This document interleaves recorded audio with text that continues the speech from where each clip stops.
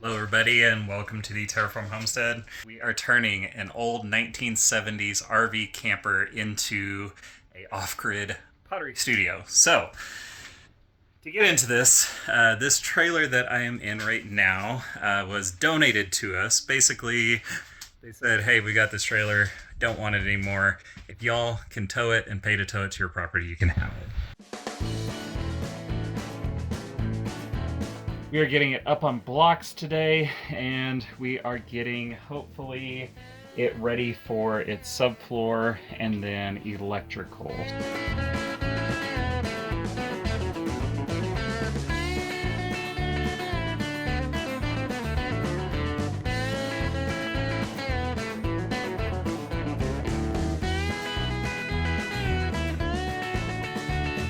Okay, so we got our trailer up on blocks.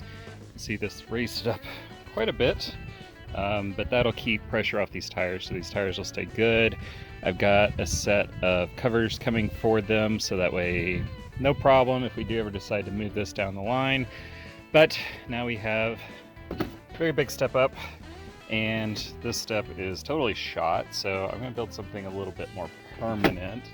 And we have our railroad ties over here. One thing that I have learned about these is to never use them in building projects or landscaping projects. If you caught one of our older videos, poisoned myself with these. So don't want to cut these with the miter saw. Gonna cut them up with the chainsaw and just kind of Lego them together.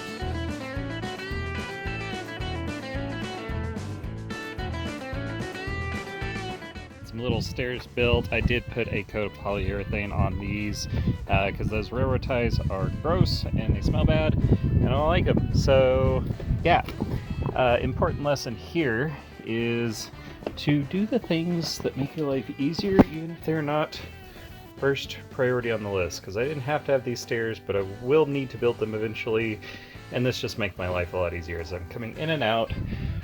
Next step is getting the demo finished out, so I'm gonna strip everything down to bare bones. Don't trust the old electrical that's in here. Like, I don't even know why. Why is this? Why? We took out a lot of the outlets and patched them up and things like that. Just gonna run a very simple, yep, and I'm falling through the floor. Okay, that's cool. I'm gonna run a very, very simple electrical system in here. I need outlet over here for the wheel, one over here for the table, maybe a couple over there for miscellaneous. So this is why we're redoing all of the electrical. I have no idea what this mess is. That kind of stuff, not okay, not okay. Don't foresee us moving this trailer, so I'm just gonna pull all the wiring out and clean it up and start fresh.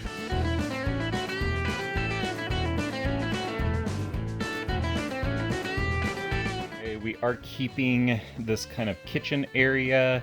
Eventually we'll be hooking up some water tanks and plumbing and things like that, so that way we can wash our hands and just have water access in here. The fridge will stay. These actually work really great as sort of damp boxes, so you can get a little bucket of water, put it down there with some sponges, and then put all your ceramics in there, and they will stay wet for a couple days. This will get floor to ceiling shelving and storage. Somewhere in here we'll also be putting our 3D printer. Table will go here-ish. I still gotta figure that out with this wheel well. Shelving, and then shelving floor to ceiling here. Pottery wheel here, and yeah, that'll be the shop.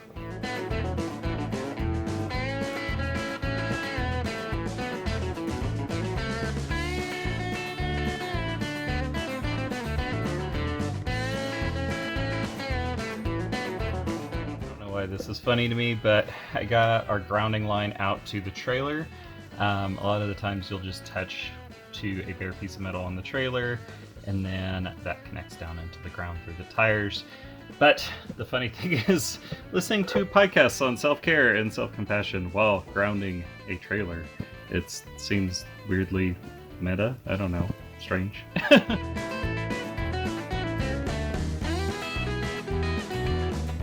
Certainly not the most beautiful thing in the world, but it's great for studio, and we at least have boxes now, instead of just loose outlets stuck in the wall. Okay, so I came in here, and this is what I feared. Let's see, got an error light, hot, neutral, reversed, so all of the wiring, this entire place is backwards. This isn't that big a deal, it just basically means that black turns to white and white turns to black.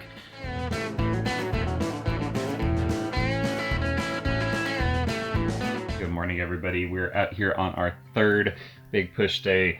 Bright and early, we're getting into the summer schedule, so work starts at 6 a.m. and my first goal for today is to figure out this reversed hot and neutral situation. So okay, so this is not ideal, but basically what I did was just take our outlets and swap the black, the hot, which is apparently the neutral in the circuit, for our neutral in there, and now things seem working. So basically black became white and white became black. We've got an air conditioned shop. That is super exciting. So this is working. All the power seems to be working. I ran through with our little tester and everything is saying correct, which is great. Okay, so we're just using a 2mm drop cloth plastic. Hopefully this is big enough. We'll be able to piece this together. It's not the end of the world. This will kind of help keep a lot of the moisture out. This is a couple bucks, Harbor Freight, nothing special. Just cut it, and then as long as you overlap a couple inches, duct tape it down. Pretty easy. I've got the staple gun over there to get around the edges.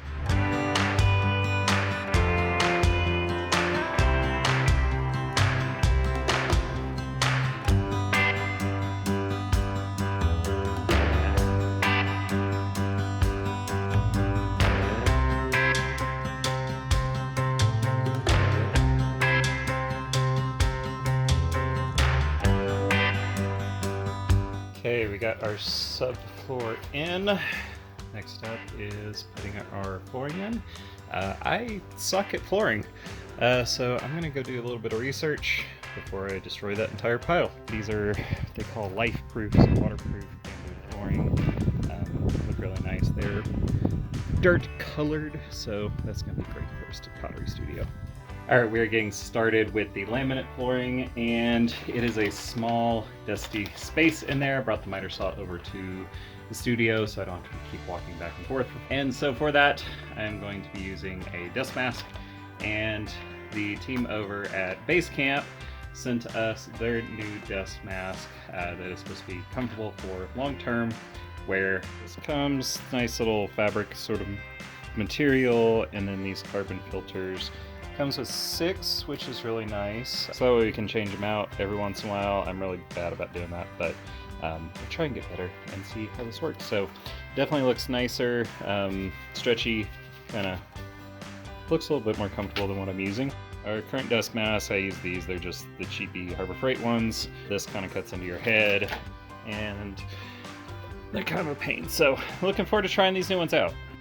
Okay, so we got our chalk line down. This is going to give us a reference point. It doesn't really matter where, I can just measure off, so this is nice and straight, because I can guarantee this wall goes like this all the way down. I don't want to be using that as a reference.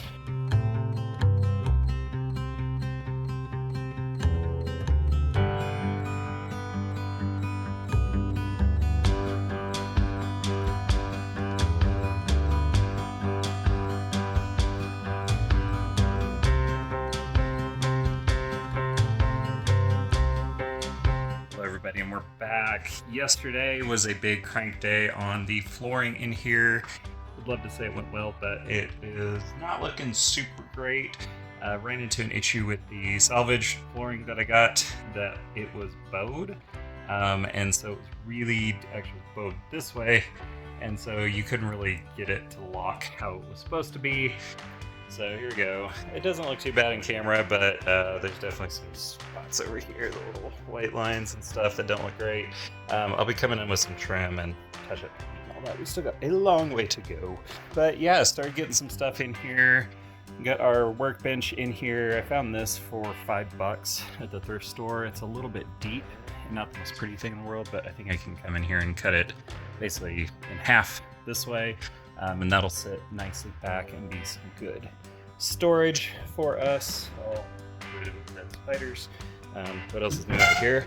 And yeah, we got our wheel in here. Another cool thing, we got our Starlink in here, so we're bouncing node to node to node, so that way we can set up some cool smart home stuff in here that is coming. Next up, finish out this floor, get some caulking down, and then start moving in.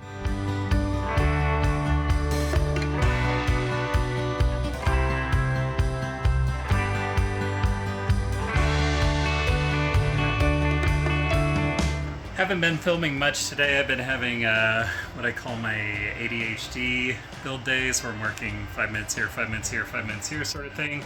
But wanted to kind of take you guys around and show you what we've got going. We're somewhat functional right now, and gonna get a little bit more storage in place here shortly. So here's what we got. Kind of a loose layout going. So we got our wheel in the corner here. This was some cabinets that we had by our fire pit. I have on order a little rolly cart that will fit perfectly right here, so that way I can kind of roll out when I'm working on the wheel. And my next project is this cabinet here. This is the cabinet we found for $5 at the thrift store. This is definitely a budget build studio. I've got a bunch of these boxes for little odds and ends and stuff like that. So since this is really deep, my thought is to actually cut the back off of it and make it a lot shallower, so it just fits nicely in this space. Okay, so we're really working with scraps on this whole studio thing.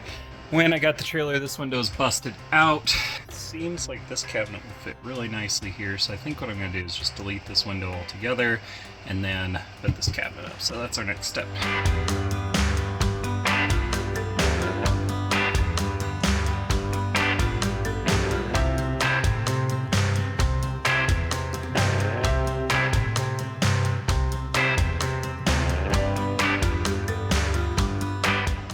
Are kind of fun. We've been kind of working in the studio as well as building it out, as you can see by our curtains, but some cool little cacao cups I got a commission on, so I'm excited to take these in and get them fired up.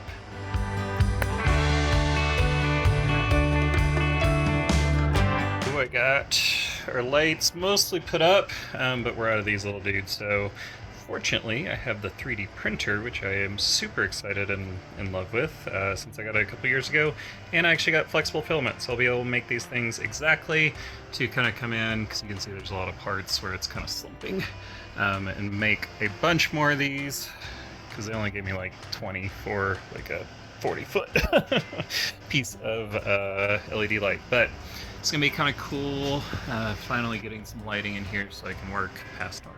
So this is why I'm a big fan of 3D printing for any rural properties, to get what you need easily, cheaply, and more sustainably. And you just go to a site like Printables, type in LED brackets, found a couple different options. There's these guys, but I like these guys here. And bring those into the software, get them sliced up, and then throw them into our printing software. And you can see we're doing a test run right now, but these, once they're all printed, cost around 3 cents a piece, which probably a little bit less than that actually. And if I were to buy these online, it would be about 10 cents a piece, or $10, which I don't need 100 of them. I only need probably like 20, so I can't do math, but that's like $1 to have all of these that I need. The other thing is, you know, these are made in China and shipped across the ocean, and there's the cost of fuel and all that kind of stuff, and even just where we are, it takes the UPS guy like 20 minutes to get down our road. So for a little $10 doodad, not worth it, whereas I can have this in 15 minutes.